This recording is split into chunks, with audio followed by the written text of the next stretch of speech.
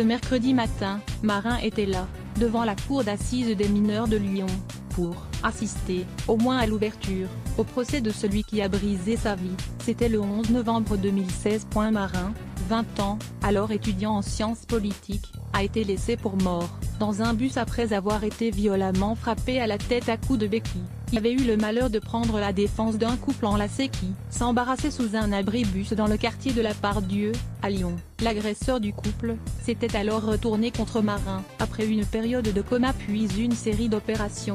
Le retour à la vie, lent, très lent de Marin a suscité une émotion et un élan de solidarité peu commun. Sur Facebook, sa mère Audrey et sa tante ont eu l'idée d'ouvrir une page « Je soutiens Marin » sur laquelle elle donne des nouvelles du jeune homme. Y détaille ses progrès et ses déceptions, poste des vidéos, des demandes d'aide aussi, lorsqu'il s'agit de financer une prise en charge dans un centre spécialisé en Suisse.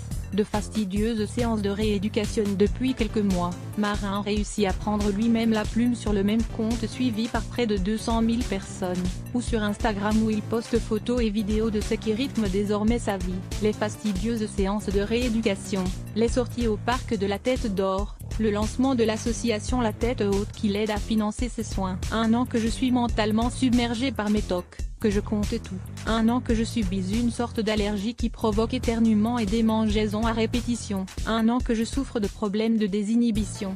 Très embêtant, confiait-il en novembre dernier. J'ai depuis un petit moment désormais abandonné tout espoir de revenir le Marin d'avant, celui qui pouvait jouer au foot, danser avec ses amis et son amoureuse en soirée, écrit-il encore. L'histoire de Marin a ému jusqu'au Vatican, où le pape François l'a reçu en audience privée le 11 avril dernier. Une rencontre incroyable avec un homme exceptionnel, s'enthousiasmait-il après l'entrevue. Je repars plein de force, de courage et d'espoir.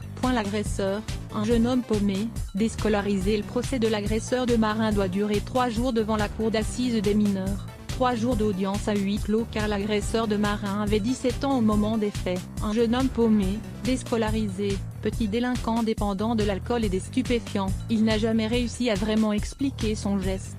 Son avocate, Mehan Guillemot, estime qu'il n'avait à l'époque ni la maturité d'un majeur, ni l'éducation d'un majeur, et qu'il doit être jugé comme le mineur qu'il était à l'époque.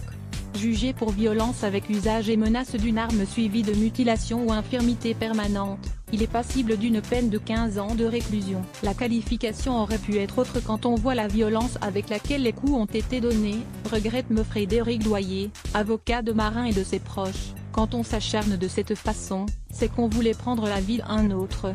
Aujourd'hui, sans être dans la haine, la revanche ou la vengeance, cette famille attend que l'agresseur de Marin s'explique et au-delà, attend une sanction significative, confie encore l'avocat, des explications sincères et pas de simples arguments de défense. Marin, lui, assistera au début de chaque audience, dans la limite de ses forces. Il ne pourra évoquer directement l'agression du 11 novembre, il en a perdu tout souvenir, mais il tient à parler de lui après, de la façon dont il est retourné à la vie, de ses espoirs. L'énergie de ce gosse est impressionnante, confie Frédéric.